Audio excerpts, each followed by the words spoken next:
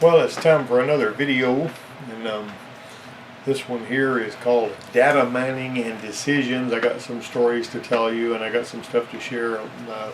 This is stuff that I don't think most of you have seen before. Brand new one I just built.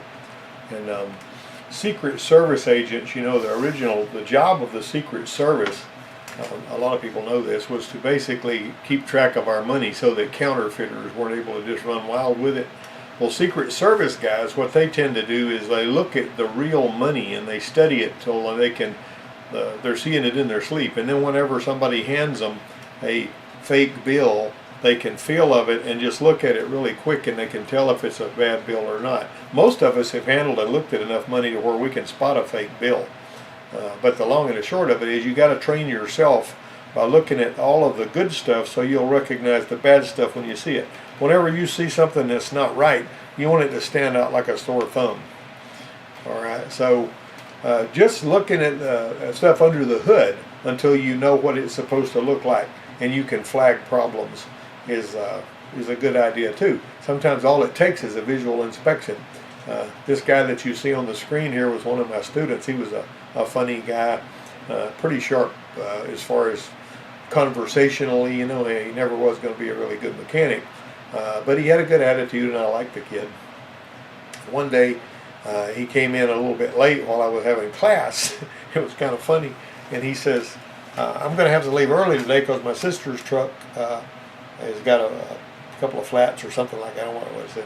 Anyway, so while he was talking to me, we were standing there looking at one another. The rest of the class was watching.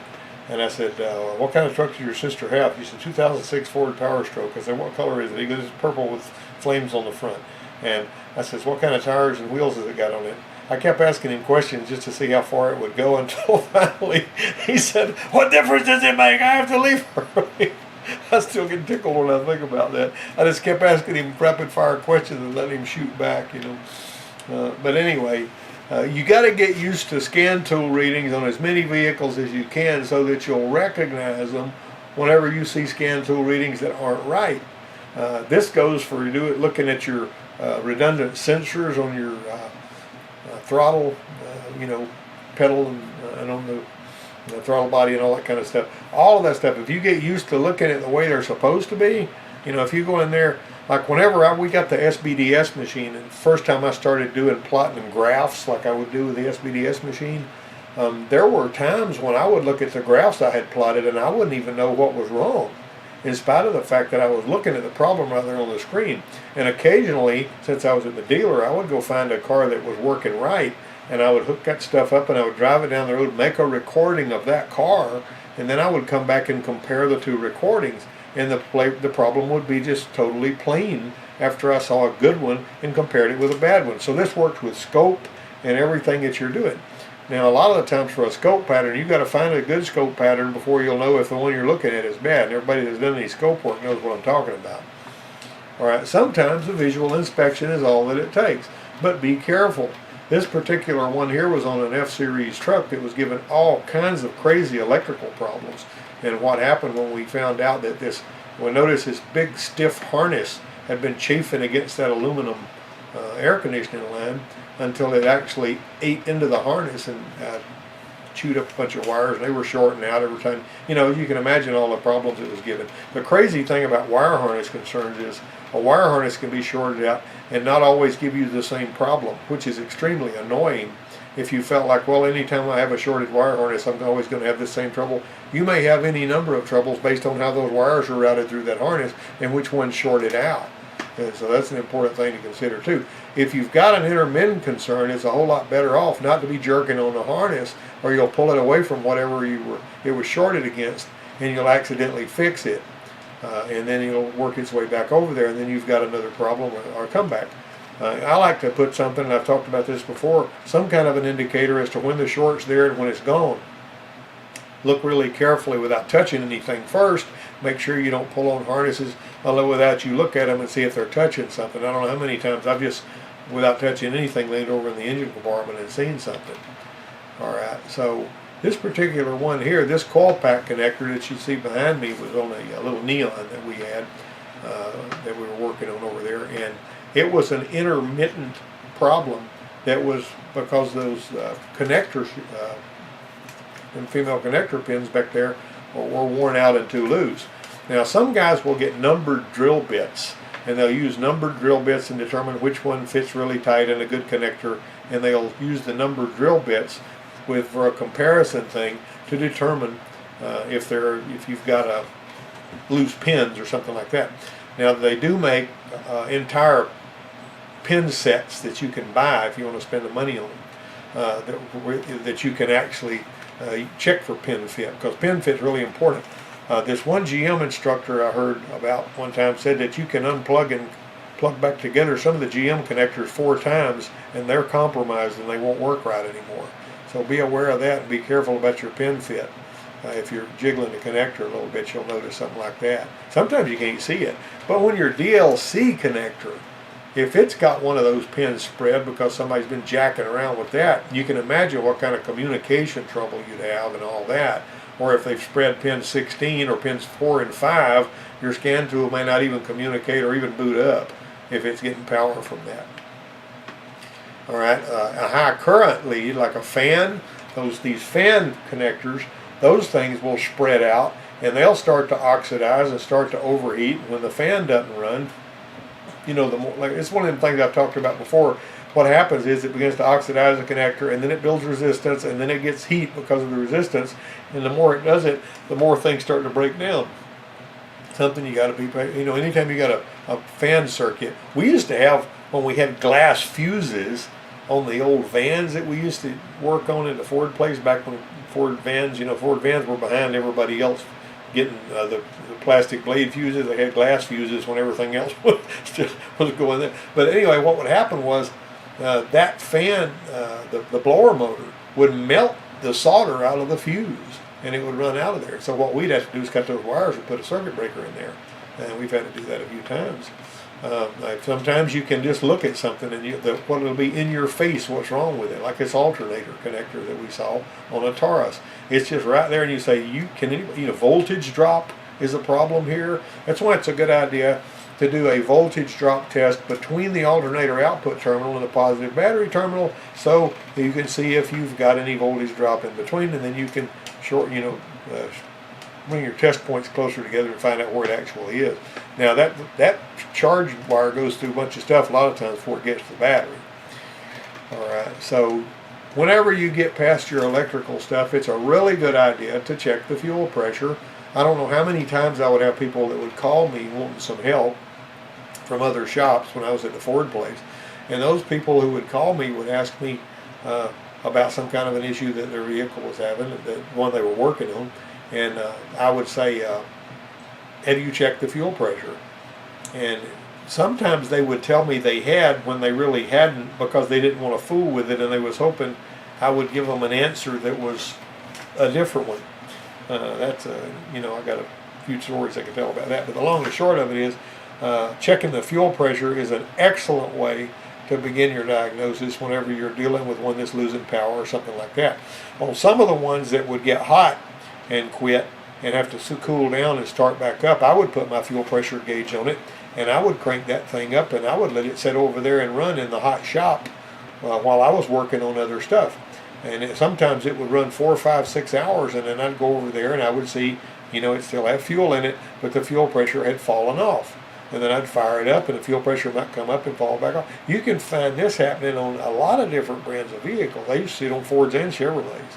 And so it's a real good practice, but you got to be patient. You need other work to be doing while you're doing it. Go buy it regularly. Make sure the fan's working before you do this. You don't want it overheating on you.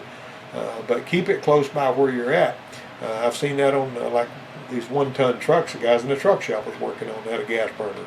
He was telling me about that. And I said, look the fuel pressure gauge up, run it, and see if the pressure drops off. And so he did that, and he wound up putting a fuel pump in it. Now, if you've got an oil leak, in this particular one, this is a vehicle that had gone to a shop in a big city to the south of here, and it was basically had an oil leak dripping out from under there, from the bell housing area.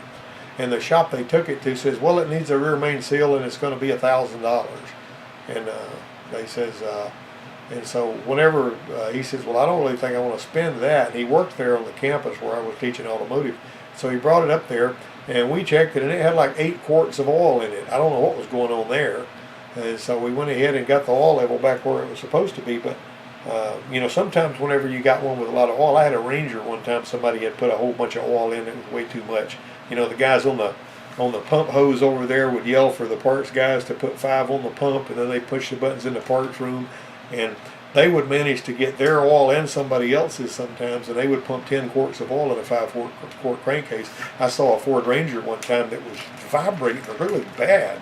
They had just had an oil change, and when I got to checking it, it had twice as much oil in the crankcase as it needed, and it was actually causing that engine to have a mechanical vibration. This particular one, we put dye in it, and we found the oil leaking from under the cylinder head. Now, all of the overhead cam cylinder heads are going to have an oil passage, a pressurized oil passage going up through the cylinder head that's got to oil the camshaft, the cam bearings. And you know, on your other ones that are rocker arm related, you know, most of the time that they get their oil up to the rocker arms through all the push rods and stuff like that. But just be aware of the fact that if you've got an overhead cam engine, it's going to have a pressurized oil feed coming through that gasket.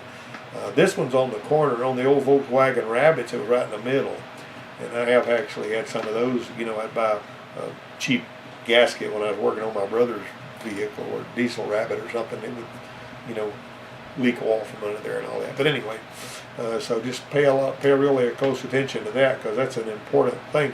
This did not have a, they didn't have a rear main seal. They needed a head gasket, so that was the deal. And that was on a '98 Stratus we worked on.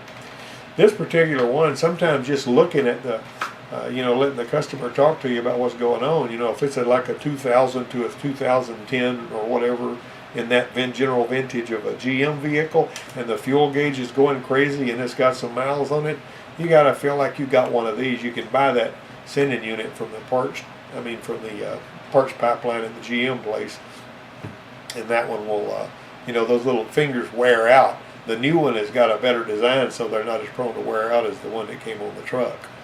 But that's one of them we did. The last one of those we did was on a '07 Chevrolet that belonged to a friend of mine, good buddy.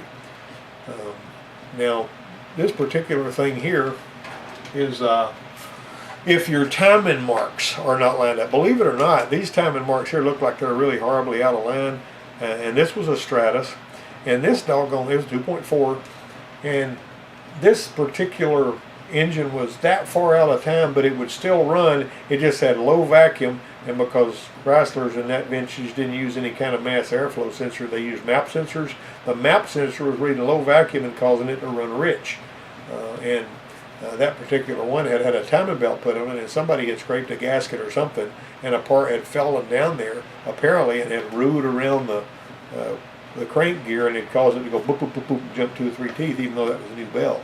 Anyway, so we took care of that one. But paying attention to whether it's in time or not is extremely important too. Ignition switches, this was something I ran across. I used to see these things come apart on your older Fords. They would start to come apart like that, and you find, well, I could epoxy that and bend those little tangs and all. Here's the problem with that. Ford recalled on like 8 million pickup trucks, and I think 88 through 90 or something like that, because they were concerned about them catching fire. We actually had one that had an ignition switch coming apart like this that did catch fire on the front end lift. I was came out of the parts room, and I looked over there at the front end lift, and Eddie had the Ford pickup up on the lift. It was nearly brand new, and there were flames coming up there, cracking the windshield and burning up the dash, and they were started right on top of the steering column because that ignition switch had set fire to that truck. So anyway, that's why they had 8 million. I got to where I could throw an ignition switch on a Ford truck in 2.5 minutes. Because I mean, when you do that many of them, and the recall parts, if you can ever get your hands on recall parts, those ignition switches were only costing $2.50. The parts room would sell one on a recall for $2.50, which was really, I thought, pretty darn cheap for a switch like that. All right, sometimes you'll have a connector inside the transmission, like this one here. It's got a connection inside the transmission. It gets a little overheated, and it starts to cause all kinds of transmission problems. You can work with this thing. This was a police car that belonged to the city where the college was over there. and it was giving all kinds of problems. And they fought with the wire harness and everything else. It turned out that this connector that goes through the case and connects on the inside had overheated in there. You can see that little terminal there. So that's something that's got to be, you got to think about every part of the circuit all the way in there. Now, don't neglect the battery cable connections as a source of trouble. I've got a guy that's really, really good at doing transmissions and electronics and everything that I put over at this local dealer over here. And the transmission problem that this Power Stroke diesel had, and the transmission shop worked on it for about a month and a half trying to figure out why it wouldn't work right. So they finally gave up on it and sent it up to the Ford place. And the guy that I placed up there, the only thing wrong with that transmission on that truck was that the battery cables were dirty on it. He cleaned the battery terminals and there was no more trouble with that truck. A lot of the times the people will go to the dealer as a last result, but if you're working at a dealer or if you're not, when I was working at the dealer, I always tried to make sure that I did a really good job and dispel this notion that they're going to pay more for the dealer. I mean, pay more at the dealer than at other shops. This one guy came with a van one time that was bucking and jerking and cutting up, and he said, I've spent $750 at shops all over town, and I decided as the last resort I'd come to the dealer. I went out there and pulled the engine cover off, found a wire harness scratching on a bracket, and I pulled it back and taped it up. He didn't have any more trouble. And I don't know, I mean, I had some latitude on what to charge in a situation like that. And I think I told him to charge him $20 or something. And he says, I should have come here first, you know. But you know what this thing is? Anybody that's worked on a Ford vehicle very much knows these little idle speed control motors. They got an idle tracking switch in the top of that thing, 4 wires going to it. Idle tracking switch tells the engine controller when you're off idle. In other words, when you put your foot on the gas and the tip of that throttle moves away from that thing, it closes a little switch in there. And the other two are the motor. So when it comes back, it'll do the dash pot function. When it comes back and touches the tip of it, it'll go, it goes down slowly. Now, believe it or not, I ran into a Taurus with a 4-cylinder in it that had one of these things on it back in '88 or whenever it was, a little 4-cylinder Taurus. And that darn thing would stumble sometimes because that idle tracking switch wasn't working right. More often than not, you'll just have idle issues when it's not working right. But I would take that thing and I would measure the resistance of that idle tracking switch and put my thumb on it. Whenever you let go of it, it ought to be a dead short. When you put your thumb on it, it ought to be open. Now your General Motors idle speed control motors, it didn't look like this but worked similar. The idle tracking switch works backwards on those to the Ford. So you got to be aware of that. That's kind of like on your Power Stroke diesel. If you disconnect the ICP injector control pressure regulator, the pressure bottoms out. If you disconnect the fuel pressure control regulator on a Duramax, it tops out at 23,550 pounds. So they do things a different way. Dogs and other critters will make a mess out of your wires. I don't know how many times I've seen this. I had this one guy whose pickup truck had the wire harness almost, huge wire harnesses under the pickups. This one dog had chewed that thing up really bad. I got under the truck. He also chewed some hoses under there. I got in the truck and fixed all that dadgum stuff. I took a long time, laid on a creeper, stripping the tape off and fixing all of those wires, and got it all straightened out. And I don't remember what the guy's bill was, but he took that thing back home. It was the neighbor's dog. The neighbor's dog come over there again and chewed that thing so bad that harness was chewed in two places. So there was a little piece of harness hanging over the cross member. It was the craziest thing I ever saw. This lady here had an oxygen sensor issue because her dog had chewed that. It was her own dog. I have had squirrels under the hood of my '07 Ford pickup truck that have chewed it and caused me to have no starts. And so my wife periodically has me to go out there and do that. Sometimes if you're having problems with rats or squirrels and all, you can take some vegetable oil and some of that super hot habanero hot sauce and spray that all over the wires, and that'll kind of dampen their spirits when they get into there and start trying to chew on that. All right, you get invaluable data, and everybody knows this from pulling spark plugs if you know what you're looking at. When you got sooty spark plugs like this, it typically means you got a lot of hydrocarbon fouling on that thing because it's been too rich or something's clogged up or whatever. There's a whole bunch of reasons they can do this, but just keep that in mind. If it looks like this and it's also gasoline wet, you may have an injector that's just doing a steady squirt. If you've got this here and if it's an oil fouled one, then you may have oil fouling on that thing. Sometimes you'll just see a sort of a greasy one that looks like this. This one doesn't look greasy, it's sooty. But I've seen a reason one bust because the plug was bad and quit firing. So sometimes you have a situation like that. Now don't miss this stuff on the canister purge. You'll see hoses that split. This is on a Dodge here. Some of these hoses on these Dodges are made out of, or used to be, I don't know if they still are, made out of really crappy rubber. And it was nice and pliable and just fine when they put it on there, but over a period of time it splits and you wind up with all kinds of evaporative codes and fuel smells and all that kind of stuff. One time I was working on a Ford Granada that they said had a fuel smell. And what had happened to that one was, that was one of those that had the filler neck under the license plate. And somebody, for some reason, had dug around down in there and decided to bust that part of it out that would keep you from putting leaded gas in the unleaded gas tank. I guess I don't remember. Somehow or another they had poked a hole in the filler neck, and that smell was getting into the trunk and getting into the car. And so they had to have a filler neck on that one. I still remember that. All right, so this PT Cruiser I'm going to tell you about here basically came to us with, they had it was a bucking and jerking kind of a thing. They had a timing belt put on. We don't know why they had the timing belt put on, but they did. And they said after the timing belt was put on, it started doing this, and the guy that put the timing belt on didn't know what else to do. Well, we were getting these codes here, and we were having the idea there's something going on with the cam and the crank sensor, but what is it? And that kind of stuff. We could actually get it to do it in the service bay. Whenever we would be operating this thing in the service bay, giving it a little gas, it would boom, boom, boom, boom, it would buck and jerk and jump and all that. And whenever we clear those codes, they keep on coming back. All right. So that was something that we just decided we were going to do. Whenever the PIDs kept indicating a loss of cam crank sync, we wondered if there might be a timing issue with the shaft. Now this thing right here is pretty cool. The way that dual overhead cam, non-turbo, fuel and ignition. This tells you what every injector is doing, what the coils are doing, that's a nice little thing. I can leave that up, or you can capture that if you do a screen print with Windows. You can actually hit your your Windows key and then Shift and S, I think, and you can do a screen print of that. Anyway, just enjoy that. That's pretty handy to have. This is the part down here we're going to be paying attention to, though. We're going to be paying attention to that. All right, now this cam and crank reference chart tells you, basically, there's your zero crank. So you notice you're starting with 4. That was your 4 on top dead center 0. And by the time you spin that far, you're top dead center 2. And then right over here, you got top dead center 1 and 0 right here. All right, so keep on going. 1, 3, 4, 2. There's your 4. Let's spread that out so we can see it better.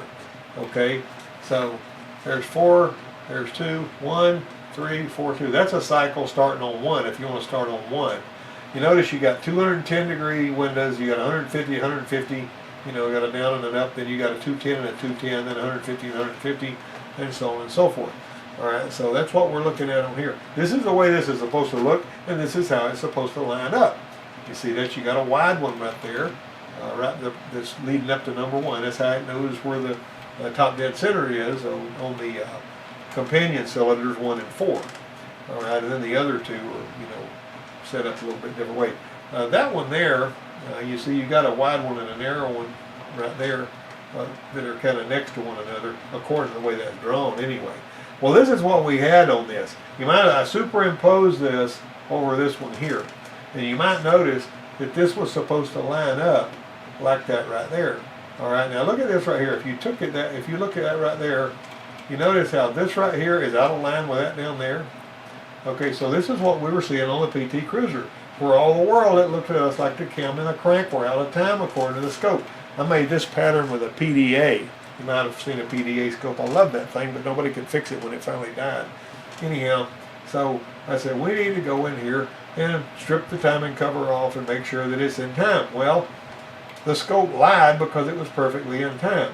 And I saw this on an Altima, and I'm going to tell you about that right now. The cam sensor had been replaced at a dealer in a big city to the north.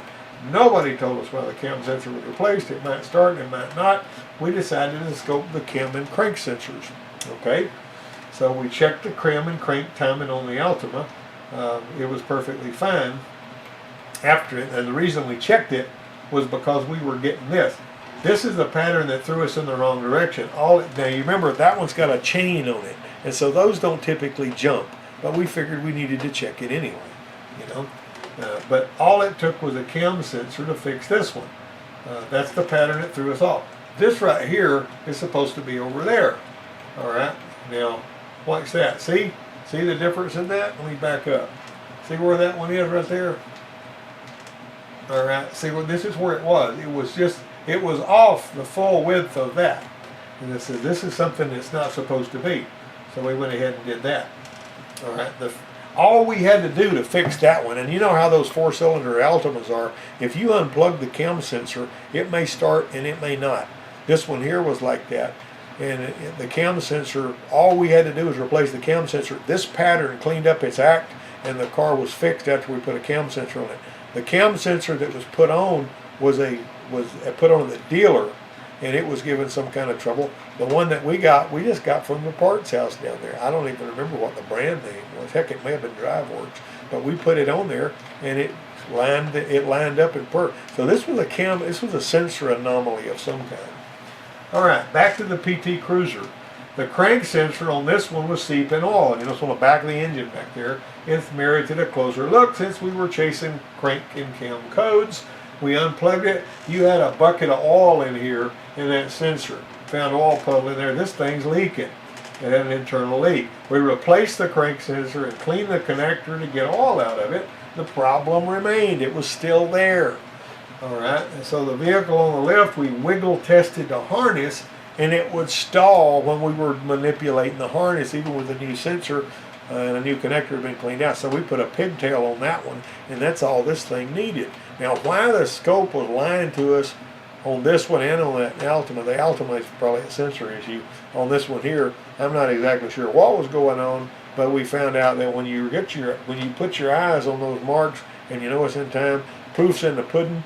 You put a sensor and a pigtail on it, and you're good to go.